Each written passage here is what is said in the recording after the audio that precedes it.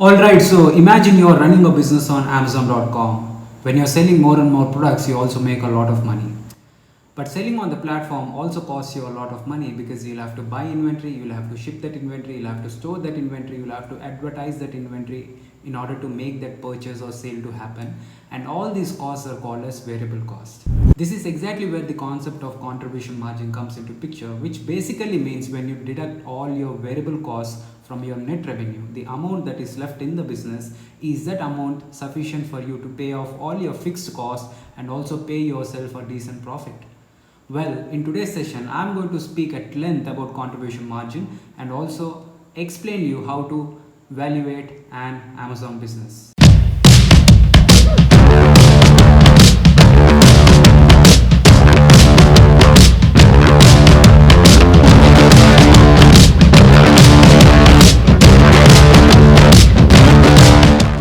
At a first glance, when you look into this spreadsheet, do not get confused. We have already broken these numbers down in a structured manner so that it becomes easier for you to understand. So we are very much interested in a couple of things. The first one is net revenue, and then we'll try to assess what is our contribution margin 1, and then we'll calculate what is our contribution margin 2, and then we will also calculate what is our contribution margin 3. Not only that, we'll also try to understand what is the net profitability in the business, and we'll also try to see how valuable is this business. Now, for reference, what we have done is we have taken a couple of indicative numbers. Now let's assume that this business is doing around $25,000 every single month. What we have done, in order to arrive at our net revenue, we deducted returns from this gross revenue. We as sellers, we know no matter how good product we sell, there is always certain percentage of returns. So we want to factor in that cost, which is around $750 in this example. So we deducted $750 from $25,000 in order to arrive at our net revenue, which is around $24,250. Now, once we calculated our net revenue, we want to calculate our contribution margin 1. Now, in order to calculate our CM1, so what we have done is from our net revenue, we deducted two aspects. The first one is our manufacturing cost, and then we also deducted our shipping cost. So when you sum up the manufacturing and shipping costs, in our case it is around $5,578. So we deducted this money from $24,250 in order to arrive at our contribution margin 1, which is around $18,673.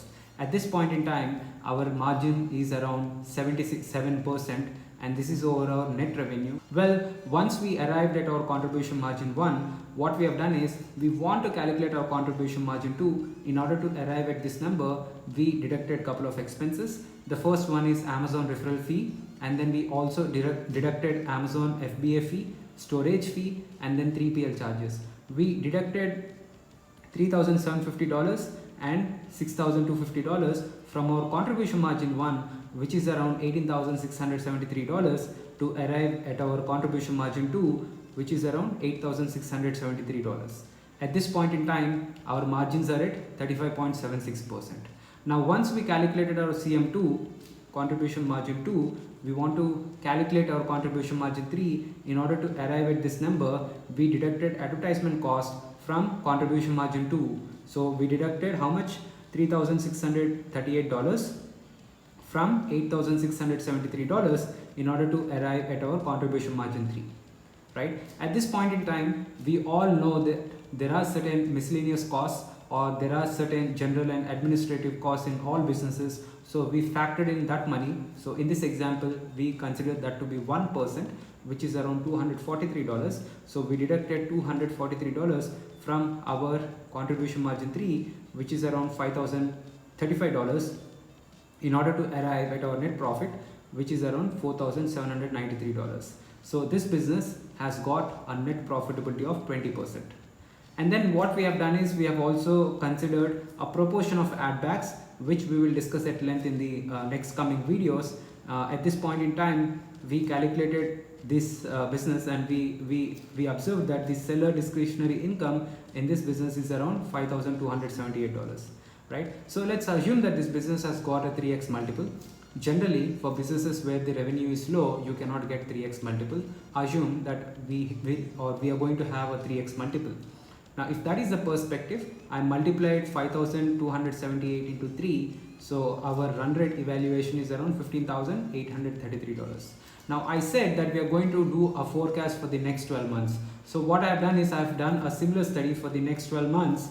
Now in order to calculate the worth of the business, so what I'll do is I'll just unhide my cells. So like the way we calculated for first month, so I've performed the same exercise for second, third, fourth, fifth, sixth, seventh, up until 12 months.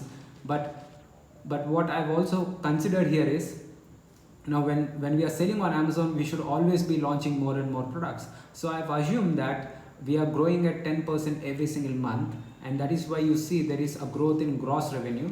Let's assume that we are launching more and more products, and that is why our revenue is consistently increasing.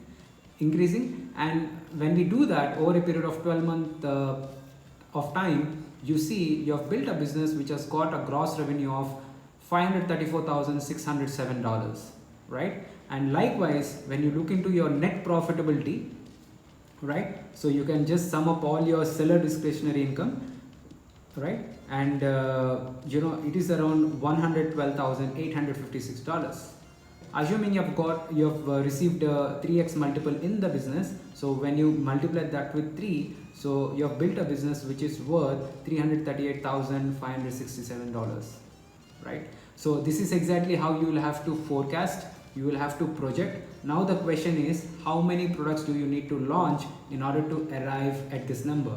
So you have promised yourself that you want to grow 10% every single month. If that is so, you will have to work out, get to your drawing board, see how many products you need to launch, knowing that not every launch is going to be successful. Assuming you have got a 70% success ratio, then you will have to see how many products you need to launch and then go and work towards it. Well, this is how you are supposed to calculate your numbers, or at least have a forecast, and this will definitely help you a lot. And I hope you like this video. If that is the case, I request you to subscribe to my channel and also share it with your friends. Thank you for your time and have a great day, guys. Goodbye.